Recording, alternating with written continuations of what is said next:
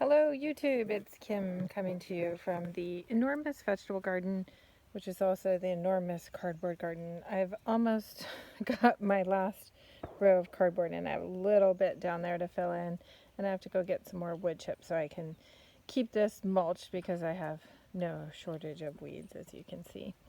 But I thought I'd just show you a little progress. I'm going to try not to talk too long because upload speeds, download speeds, internet speeds, all those things.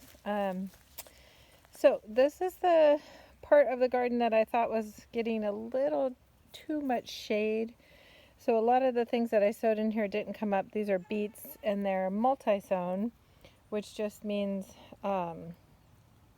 there's more than one seed where you see this plant growing. So for example here, you can see we have a red one here and a green one here. So this is actually two different beet plants, and you'll get a beet from here and a beet from here.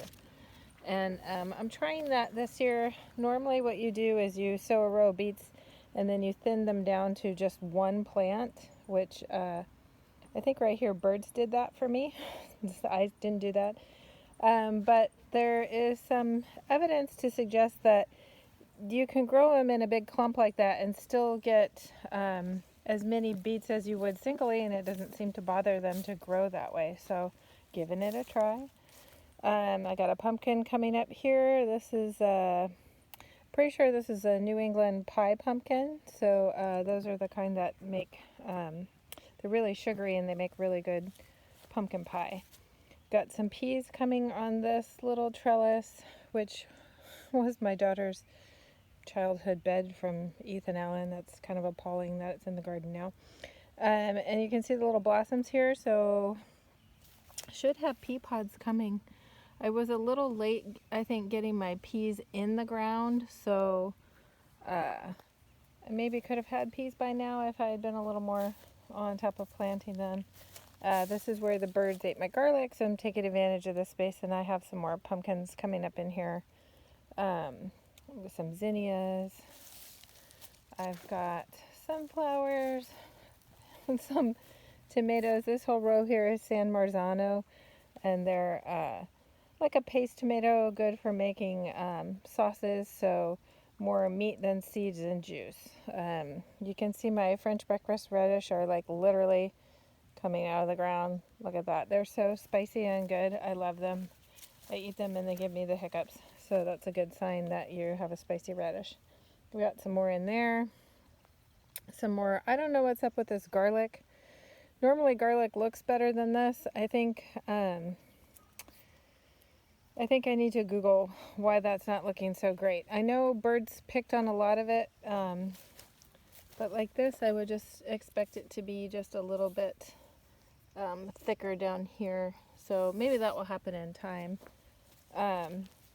More peas. I've got a big patch of beets right here. These are multi-sown. I've took a little space there to put some squash, and I have tomatoes popping up from the compost that I put here. So these will be some kind of heirloom variety. This one more of a potato leaf kind, and this more of a like what you think of as a regular kind of a tomato. So it'd be interesting to see what these are. I generally only grow heirloom tomatoes, so it will most likely be some recognizable tomato. I've got my beans are coming in nicely to cover this trellis going up here. These are my red onions, which are standing up nice and tall, and getting, you can see the little red right there for the onion bulb, and the stalk is pretty red on these. Got a big patch of potatoes here.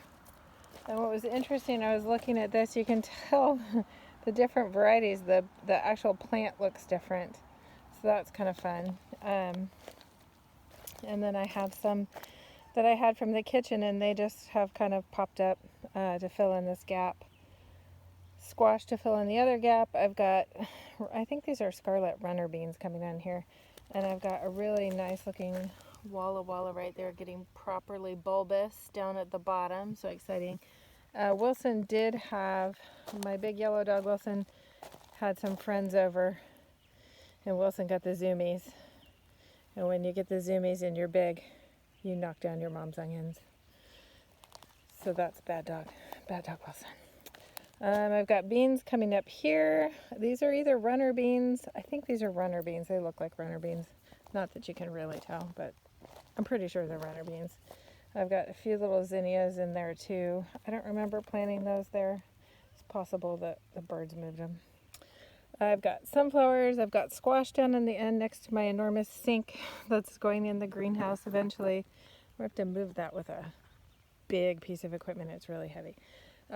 These tomatoes are looking fab. We had cold rain, which is not as good as warm rain, but we had rain today. So they really have, they've actually really liked that. They're all standing up. They look fabulous, actually. This one here is really robust. That's a mortgage lifter, which is a heirloom, big meaty slicer, red slicer, very tasty. And I have quite a few mortgage lifters in this garden. I grew them last year. I grow them every year. Last year I think I only had one plant. This year I probably have at least a dozen. Finally getting carrots that look like actual carrot plants. It's like amazing. They just didn't look like they were doing anything, and then in the last couple of week or so they've really put on quite a bit of growth. And I have interspersed some peppers in here. Harvested some of my baby toy choy, which I stir fried. It has a good flavor to it. It's starting to flower though, so that's what happens when when the weather gets hot. Brassicas like to make flowers, and sometimes when they make flowers, it's called bolting. Lettuce is commonly bolts. Sometimes when that happens, the plant can take on like a really bitter taste. But I haven't noticed that in this toy choy variety. The leaves, it still tastes good, and you eat the, actually its white part's pretty tasty too. I have that came up out of the compost. I have no idea how it got there, but that is a tomato.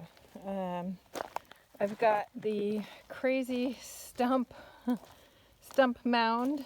So this is kind of a permaculture method. This is a huge stump under here. It's probably, I don't know, 18 inches tall and a foot or two wide. And I tried to burn it when I was burning logging slash, but stumps don't really burn. They just kind of char. So you can see it's almost like making biochar. So it's charred here and it's got some moss growing out on there. So I just buried it because stumps hold on to their water for a long time. So even as they're breaking down, so it's a kind of a way to get free water, if you will. So you can see I have zinnias popping up in here, and then I've planted spaghetti squash and some other kind of squash. I think sweet meat on this side. I'll have to go back and look at my notes to figure that out, or just wait and see what pops up. So squash will vine out of there, and hopefully it'll get extra nutrients and water from the buried stump. Pepper bed. Peppers don't like cold rain, but they seem to be doing okay. I've got a lot of pigweed popping up in here. It's hogweed. Lamb's quarter is another name for it. It is edible. It's a pretty common nuisance weed where I live, and the top, it'll grow a big plant, and then the top is edible for like salads and stuff. I've never personally eaten it, but I know lots of people eat it. I usually just pick it out because, as you can see, it's a prolific seeder, and then it gets in your garden and it never goes away. Pumpkins coming up, looking huge. These are big Cinderellas.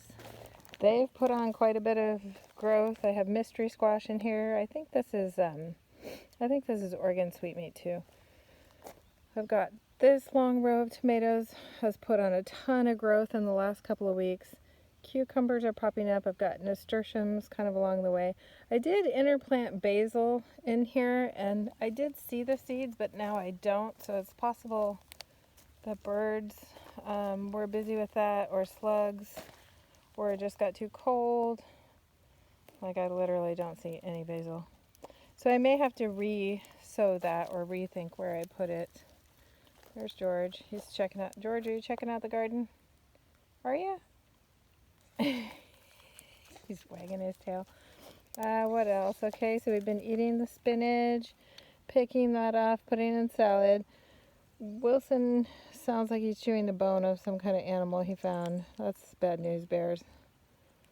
He's spitting it out. He'll be fine. He's very hardy. I've got eggplant in here. So a friend of mine gave me some eggplants. My zucchini's popping up. Beans are going. Sunflowers really thickly sown in there. May have to do some thinning. Although I hate thinning. It's so depressing to pull out seeds you planted. I've got red Kuri Squash here. Has gotten some big. Its true leaves got really big. This bed is really filled in. I've got carrots on the outside, lots of Swiss chard.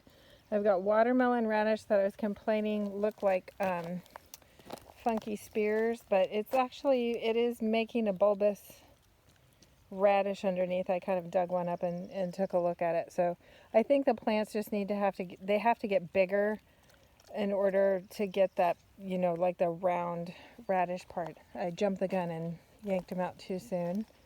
I've got flowers in here. I need to finish spreading. I need a little bit more cardboard and finish spreading my wood chips. This is a bed I just put in a couple days ago for the last of the tomatoes. This little interesting thing is a mycelium block of oyster mushrooms. So these are mushrooms. And when this thing is done making mushrooms, you can kind of crumble all of this up and just compost it right into your soil.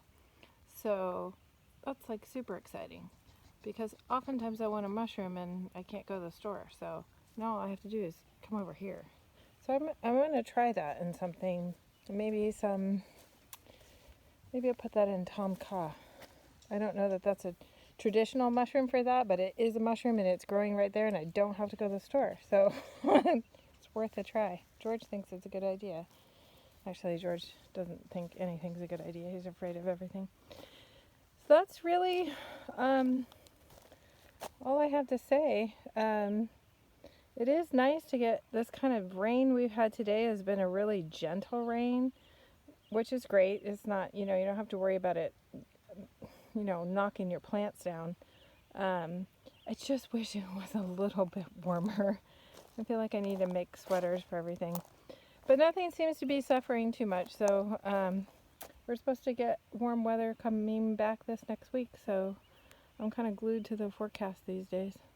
I've got gladiolas coming up in these, and they have some zinnias, nasturtiums, and some of these pots have a few basil seeds.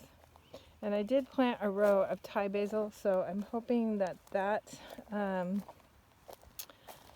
will pop up soon, because that's a really easy basil for us to grow here. It grows really well in our climate, and especially from seed. Wilson, what is that bone you found, buddy? Is that nummy? Yeah, he doesn't know either. I guess he spit it out. He doesn't want it anymore. He is a good boy, though. We're not going to yell at him because he chased off a coyote. That's right. He doesn't look like he has the energy to do that, but he did a great job. So anyways, that's all I have to report. Hope everyone is enjoying their quarantine. Bye.